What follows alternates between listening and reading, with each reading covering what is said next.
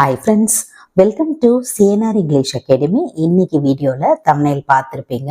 இந்த 2025ல் கிட்டத்தட்ட நம்ம பார்த்தீங்கன்னா ஃபர்ஸ்ட் 6 மாதங்கள், அதாவது ஜனவரி டு ஜூன் பார்த்தீங்கன்னா கிட்டத்தட்ட முடிக்கிற ஒரு ஸ்டேஜ் தான். இன்னும் ஆஃப் த ஃபேஸ் இருக்கு, அதாவது ஜூலை டு டிசம்பர். இந்த 6 மாதங்கள் இந்த எக்ஸாமுக்கு படிக்கிறது சேஃப். அதே போல எந்த எக்ஸாம் ஃபர்ஸ்ட் வரத்துக்கான வாய்ப்பு இருக்குது, இந்த இன்ஃபர்மேஷன்ஸ் எல்லாமே இந்த வீடியோல இருக்க போது. எதுக்காக இந்த வீடியோ அப்படின்னு பாத்தீங்கன்னா, கிட்டத்தட்ட ஒரு sort of teachers already select பண்ணிட்டாங்க. இந்த மாதிரி இந்த எக்ஸாம் தான் நம்ம படிக்க போறோம் அப்படின்னு சொல்லி செலக்ட் பண்ணி படிச்சுக்கிட்டு இருக்காங்க.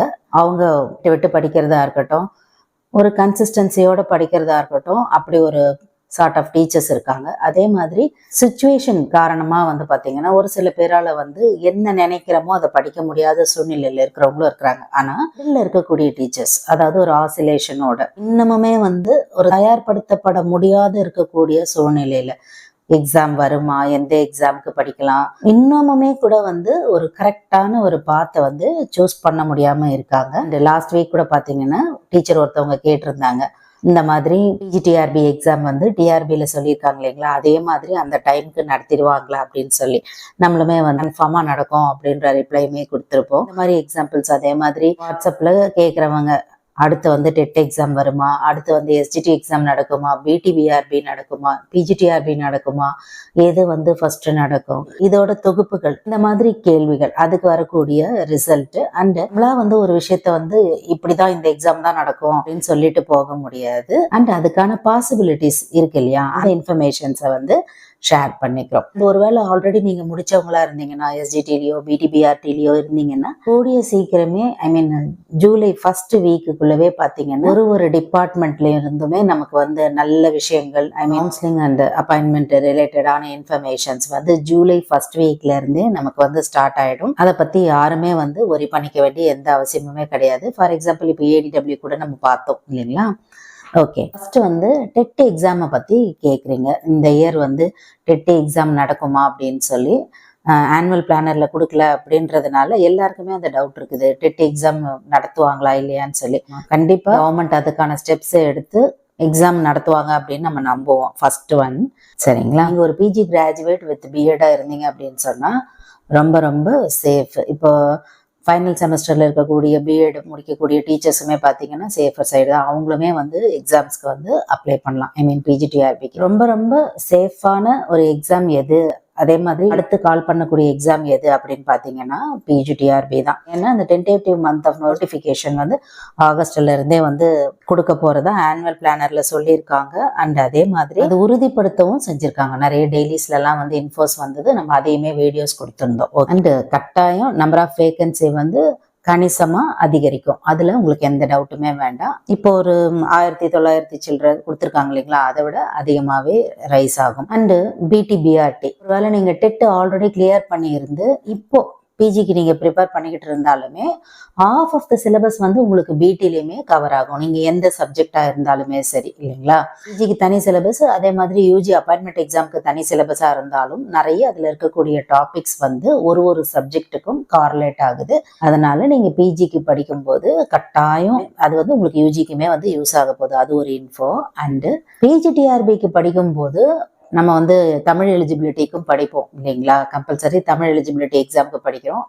அதே போல ஜிகே பார்ட் எல்லாருமே படிப்போம். 10th சயின்ஸா இருக்கட்டும், சோசியல் சயின்ஸா இருக்கட்டும், இந்த மாதிரி இன்ஃபர்மேஷன்ஸ் நீங்க இதை படிச்சுக்கிட்டு இருக்கும் போதே கிட்டத்தட்ட ஒரு 40 to 50% டெட்டுக்கு நீங்க தயாராகிற மாதிரி தான். டெட்டுக்கு தனியா படிக்கணும் அப்படின்னு ஒரு விஷயம் கிடையாது இல்லைங்களா. எப்படி இருந்தாலும் தமிழ் எலிஜிபிலிட்டிக்கு 6th இருந்து 10th வரைக்கும் படிக்கிறோம் அப்படின்னும் போது அது கண்டிப்பா நமக்கு டெட்டுக்கு யூஸ் ஆக போகுது. அண்டு இது எல்லாம் மீறி காமனா ஒரு விஷயம் இருக்குது, நம்ம எந்த எக்ஸாமுக்கு எஃபோர்ட் போட்டு நம்ம படிச்சாலும் அது வேற ஒரு எக்ஸாமுக்கு கனெக்ட் பண்ணும். அப்படிதானே இருக்கு இப்ப இருக்கக்கூடிய சிலபஸ். இன்னும் உங்களுக்கு குறிப்பா சொல்ல போனா இப்ப இருக்கக்கூடிய பிஓ சிலபஸ்ல இருக்கக்கூடிய சைக்காலஜி பாத்தீங்கன்னா பிஜியா இருக்கட்டும், டெட்டா இருக்கட்டும், எல்லாத்துக்குமே ரிலேட் ஆகும். அந்த மாதிரி நமக்கே தெரியாம மற்ற எக்ஸாம்ஸ்க்கு நம்ம ப்ரிப்பேர் பண்ற மாதிரி தான் நம்மளோட சிலபஸ் இருக்கு. ஸோ பிஜிடிஆர்பிக்கு இந்த ஆகஸ்ட் மந்த், வரக்கூடிய ஆகஸ்ட் மந்த்ல பிஜிடிஆர்பிக்கு பாத்தீங்கன்னா கண்டிப்பா நம்ம நோட்டிபிகேஷன் எக்ஸ்பெக்ட் பண்ணலாம். அதுவுமே இந்த ஆகஸ்ட்லயே வரும் அப்படின்னுமே நமக்கு சொல்லியிருக்காங்க. அதனால சேஃபர் சைடு பிஜிடிஆர்பிக்கு நீங்கள் ப்ரிப்பேர் பண்ணும்போது இந்த எக்ஸாமுக்கு ப்ரிப்பேர் பண்ணுற மாதிரியே இருக்கும். ஏற்கனவே சொன்ன மாதிரி டெட் எக்ஸாமாக இருக்கட்டும், யூஜிடிஆர்பியாக இருக்கட்டும், அதுலேயே கலந்து நீங்கள் ப்ரிப்பேர் பண்ணுறதாவே இருக்கும். கான்ஸ்டண்ட்டாக வந்து படிங்க. இந்த அடுத்து இருக்கக்கூடிய 6 மாதம் வந்து கான்ஸ்டண்ட்டாக படிங்க. நெக்ஸ்ட் வரப்போகிற இந்த 6 months பார்த்தீங்கன்னா ரொம்ப ரொம்ப முக்கியமான பகுதி இந்த வருஷத்துல அப்படின்னு சொல்லலாம். ஏன்னா அடுத்து வரக்கூடிய டிஆர்பி பார்த்தீங்கன்னா கண்டிப்பாக 2 வருஷம் ஆகும். 2 வருஷத்துக்கு மேலே ஆகுமே தவிர நடுவில் எக்ஸாம்ஸ் இருக்காது. ஏன் அப்படி சொல்கிறோம்னா ஆல்ரெடி பார்த்தீங்கன்னா 2022 தான் வந்து பிஜிடிஆர்பி இருந்தது. இப்போ 2025. ஸோ எவ்வளோ கேப் இருக்கு அப்படின்னு பாருங்க. எக்ஸாம்ஸ் நடத்துறதும் அதே போல அதில் சக்ஸஸ் அடையிறதும் அப்படின்றது வந்து ஒரு பெரிய விஷயமா இருக்கு இந்த டைம்லலாம். ஸோ வரப்போகிற பிஜிடிஆர்பிக்கு பார்த்தீங்கன்னா காம்படிஷன் ஹெவியாக இருக்குது. அதே மாதிரி பிஜிடிஆர்பி அப்படின்னு சொல்லும்போது கட்டாயம் ஒரே எக்ஸாம் கிளியர் பண்ணுமா உடனே வந்து போஸ்டிங்ஸ் வந்து போட்டுடுறாங்க. மற்ற எக்ஸாம்ஸ்லலாம் வந்து தான் ப்ராப்ளம்ஸ் இருக்குது. ஃபார் எக்ஸாம்பிள் எஸ்ஜிடியாக இருக்கட்டும், பிடிபிஆர்டியாக இருக்கட்டும், நமக்கு வந்து நிறைய ப்ராப்ளம்ஸ் இருக்குது. அது எல்லாருக்குமே தெரிஞ்ச விஷயம்தான். ஆனால் பிஜிடிஆர்பி அப்படின்னு ஒன்று கண்டக்ட் பண்ணாங்க அப்படின்னு சொன்னால் உடனே வந்து ரிசல்ட்ஸ் கொடுத்து போஸ்டிங்ஸ் போட்டுடுறாங்க. ஸோ உங்களுக்கு எந்த பயமுமே வேண்டாம். கட்டாயமாக பிஜிடிஆர்பிக்கு ப்ரிப்பேர் பண்ணுங்க. உங்களுக்கு தெரியாமையே நீங்கள் அதோட நிறைய எக்ஸாம்ஸுக்கு ப்ரிப்பேர் பண்ணிக்கிட்டே வருவீங்க. ஆகஸ்ட்டில் எந்த வீக்கில் வேணால் நம்ம வந்து நோட்டிஃபிகேஷன் எதிர்பார்க்கலாம். அதனால் ஒரு வேளை நீங்கள் இன்னுமே ஸ்டார்ட் பண்ணல அப்படின்னு சொன்னால் நிறைய நேரங்களை வந்து பயன்படுத்துங்க.